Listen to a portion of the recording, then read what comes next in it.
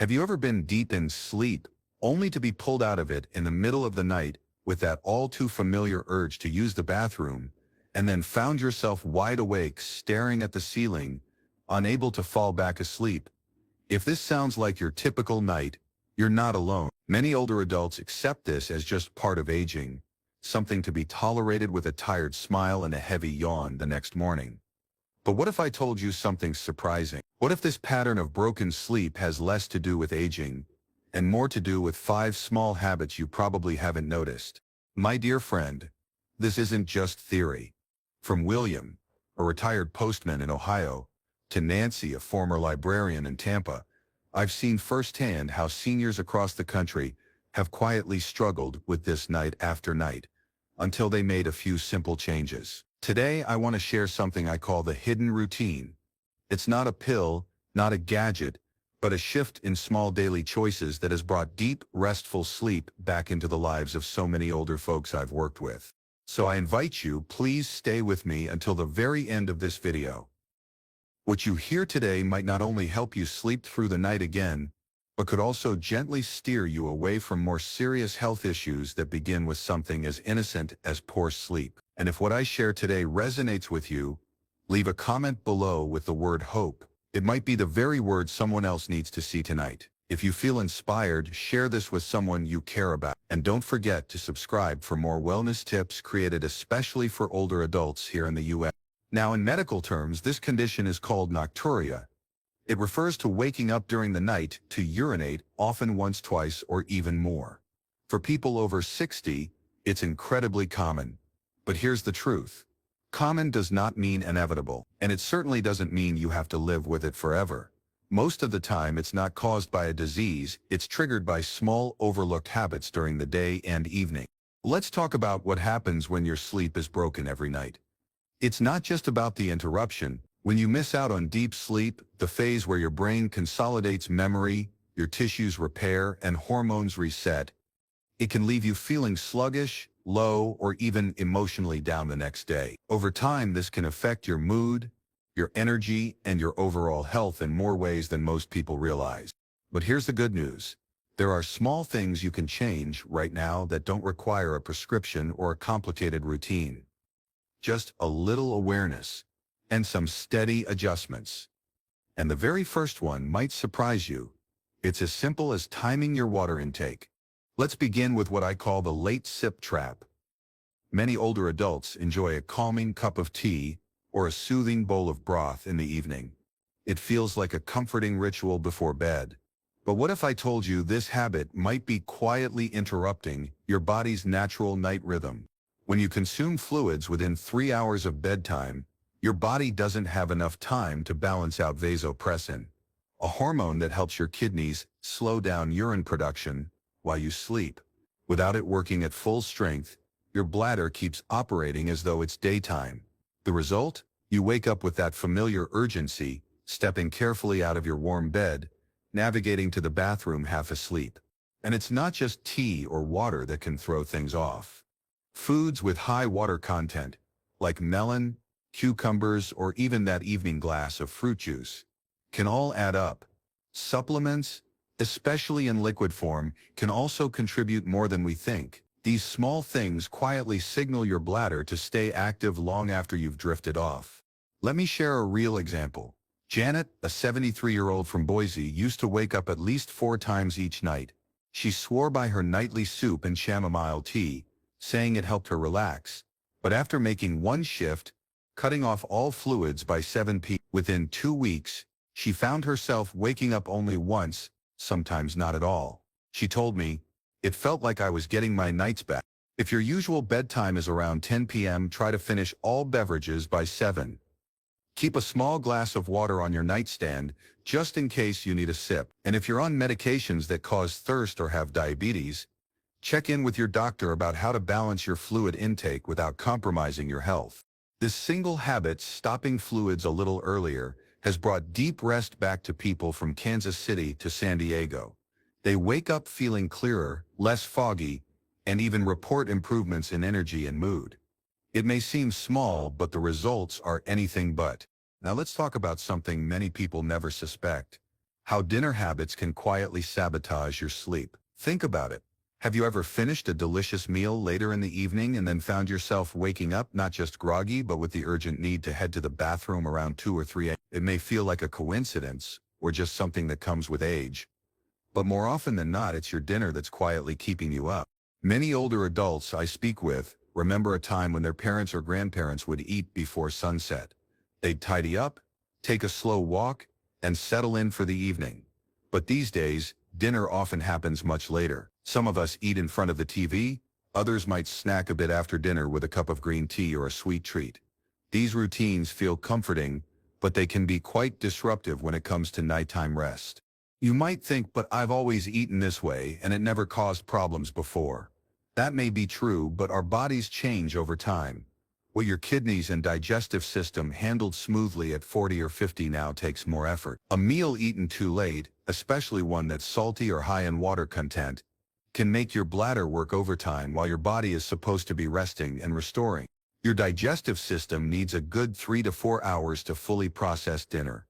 When you eat close to bedtime, your body is still actively breaking down food when it should be winding down. This not only affects your ability to fall asleep, it also triggers your bladder and interferes with the production of sleep-supporting hormones.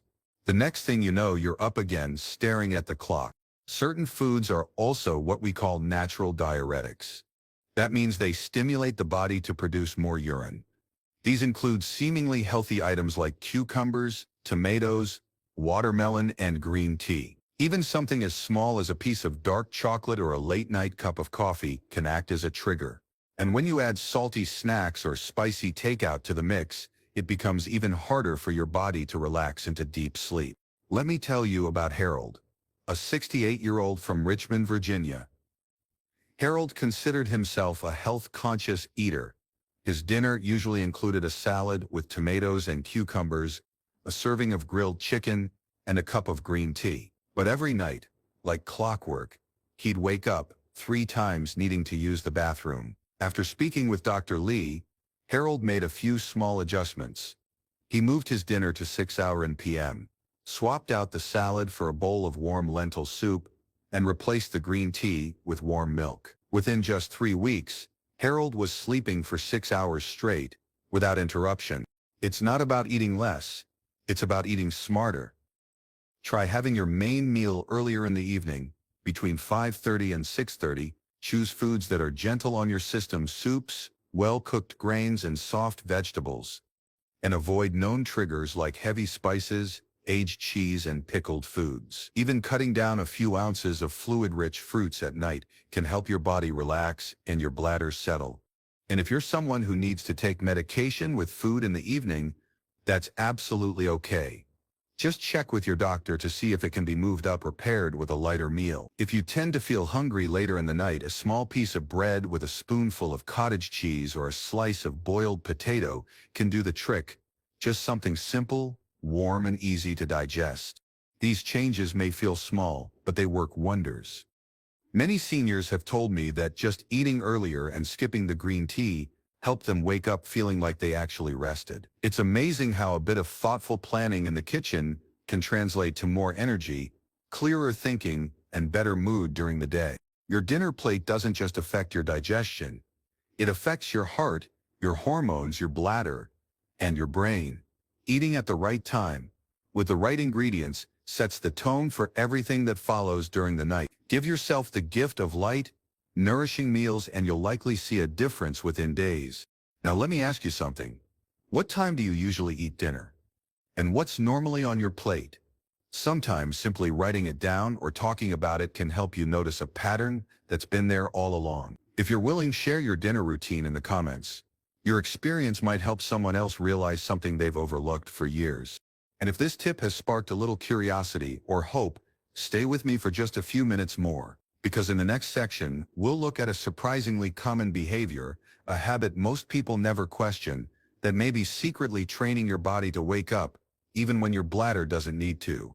We'll explore what happens when you go to the bathroom just in case, and why this habit may be confusing your bladder more than helping it. Trust me, this one's important, and you're not alone in doing it. We'll get into it next. Let's take a look at something that feels harmless. something almost everyone does without a second thought. You know the moment you're about to crawl into bed, maybe you've just folded your quilt or turned down the lights, and even though you don't really feel the urge, you walk into the bathroom and try to pee just in case. Sound familiar? It's a habit I hear about constantly, especially from people in their 60s and 70s. The intention makes perfect sense. You want to sleep through the night. You want to avoid those sudden trips to the bathroom at 2 a.m. So you try to empty your bladder, even if it doesn't feel full. But here's the surprising truth. Doing this repeatedly can actually train your bladder to misfire. It teaches your body to respond to imagined urgency rather than actual need. Let me explain how it works.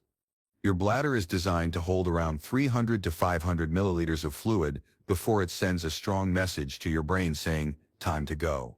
But when you constantly empty it with only 100 or 150 milliliters inside, your bladder starts to think that's the new full. So instead of stretching normally, it becomes overly sensitive. And that's how you start waking up for no real reason. This is exactly what happened with Linda, a 74-year-old widow from Spokane, Washington. Every night, she followed the same routine: bathroom visit, light stretching, and then into bed. She didn't feel the urge most nights, but did it out of habit. Still, she'd wake up 2 or 3 times convinced her body needed relief. But after working with Dr. Lee and changing just this one behavior, Linda began sleeping for 5 or 6 uninterrupted hours, and she said it felt like waking up young again. The key here is to listen to your body. Only go to the bathroom when you actually feel the need, not just for peace of mind. I understand it's not easy to break a habit that's been part of your nightly rhythm for years, maybe decades, but I promise, with time and patience, your bladder can be gently retrained. The goal is to help it become less jumpy and more balanced, just like it used to be. If you feel restless before bedtime and worry you might need to go later, try calming yourself in other ways. Read a comforting book. Listen to soft instrumental music. Sit on the edge of your bed and take slow, deep breaths while letting your feet rest flat on the floor. These practices soothe your nervous system and help your brain wind down without overstimulating the bladder. Of course, if you're on a diuretic medication or dealing with conditions like incontinence or overactive bladder, speak with your doctor. There are timing strategies and gentle pelvic floor exercises that can help. But even then, avoiding unnecessary pre-bed trips can play a huge role in resetting your natural rhythm.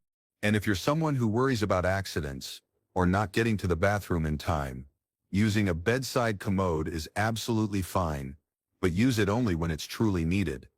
Overusing it, even when you don't have the urge, can reinforce the very habit we're trying to change. Think of it as a safety net, not a shortcut.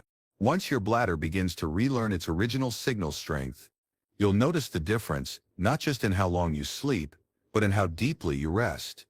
You'll feel clearer in the morning, more grounded, more present, and over time, the fatigue, the irritability, even the foggy memory that sometimes creeps in with age, it all begins to lift. I remember George, a retired bus driver from Michigan, who told me, "It's the first time in years I slept through until the morning sun hit the window." All he did was stop forcing himself into the bathroom every night. Sometimes the solution is about undoing more than adding. So let me ask you now, honestly, do you visit the bathroom at night out of habit, not necessity? If so, try skipping it tonight, just once. Trust your body a little more. Give yourself the space to relearn the signal. You might be surprised how well your body remembers what to do. And if this is something you've been working on or thinking about, please share your story in the comments. Your words might give courage to someone else who feels like they're the only one struggling with this.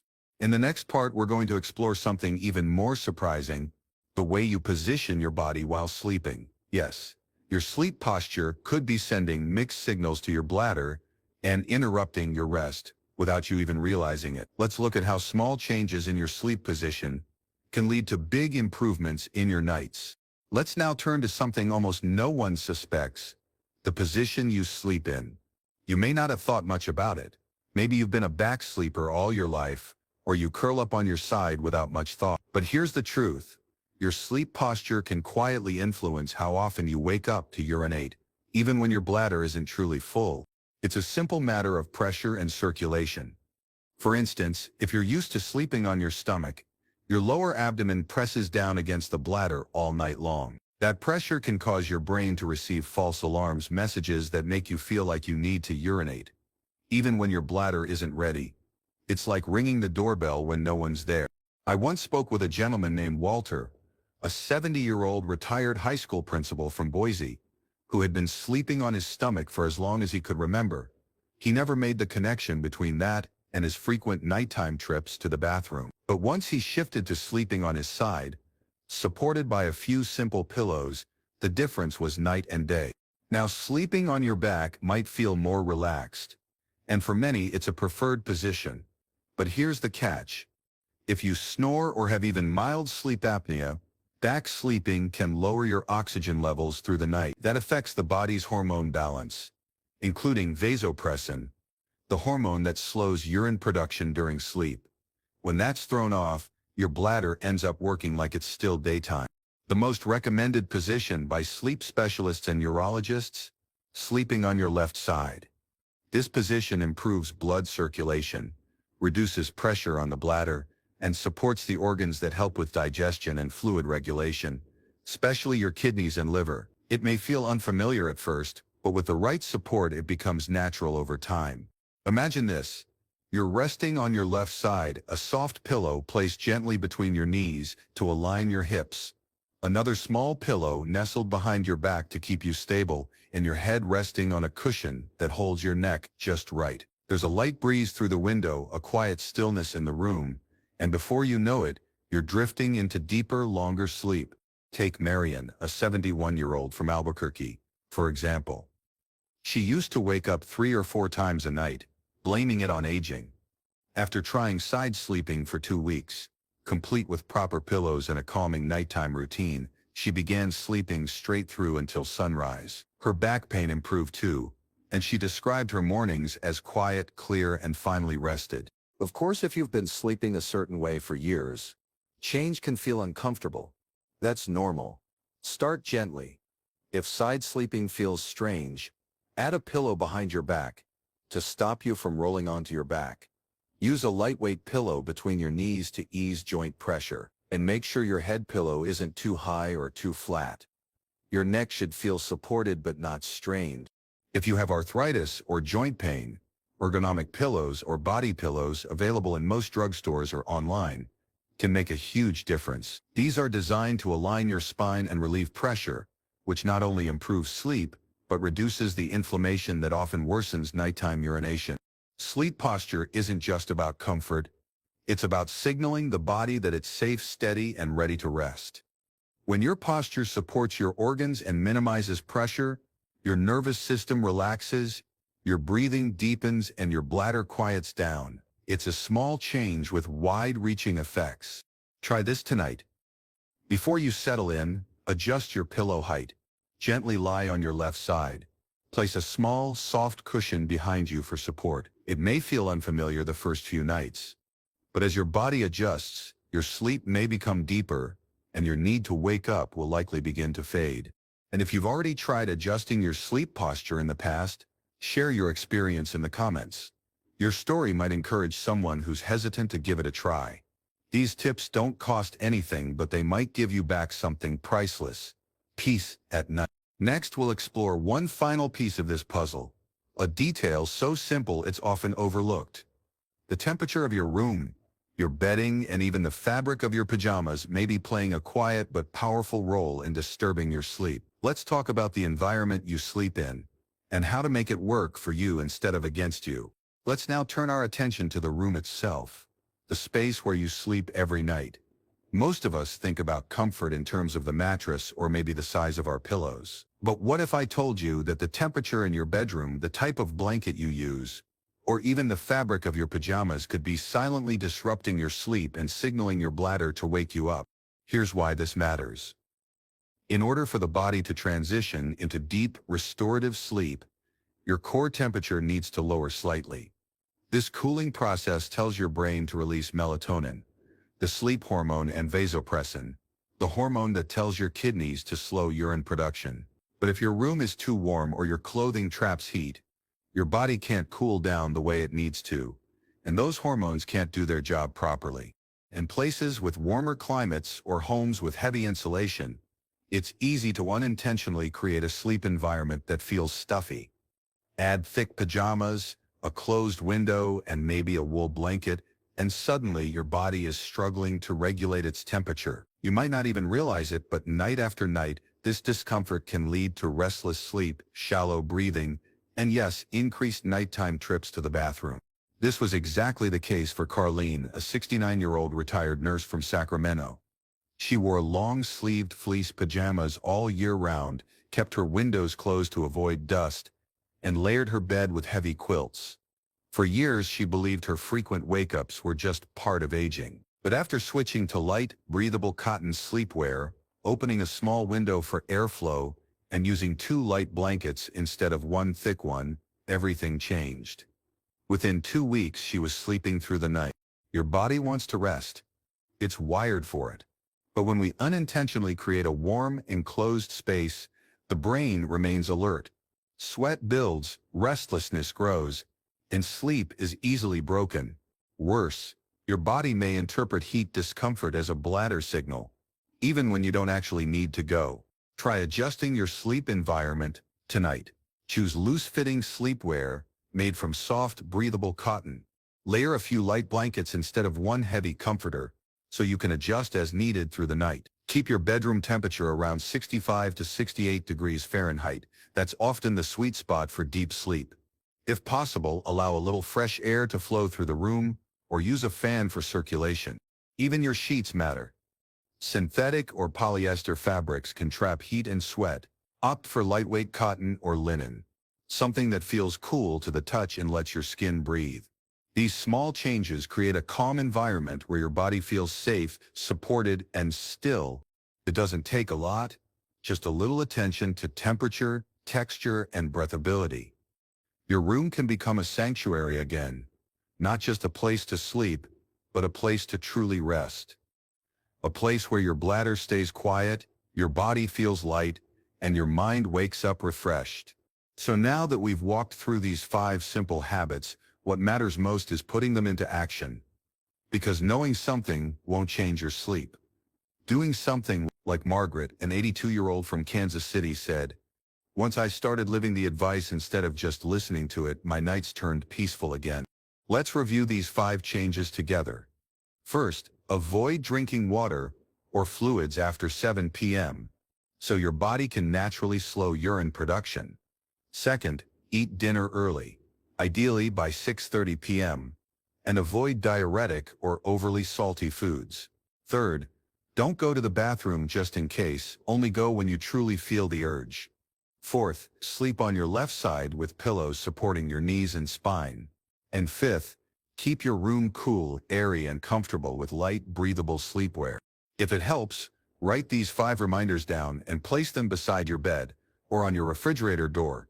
Keep them where you'll see them every day, because reminders bring consistency, and consistency builds habits that last. And here's something beautiful to remember. None of these tips require medication or medical procedures. Everything you need is already in your home, in your hands, in your daily rhythm. I've seen people from Ohio to Arizona, from small towns to big cities, reclaim their rest with just these small but powerful shifts. So I'll leave you with this. Which one of these 5 habits feels easiest for you? And which one will take a little effort? I invite you to share in the comments, not just for yourself, but for someone else who may be reading and wondering if real change is possible. And if this message brought even a sliver of hope into your evening, I encourage you to give it a like, share it with a loved one, and subscribe to this channel. You never know, one small change tonight might give you back the kind of sleep you thought was lost forever. Rest well, friend. You deserve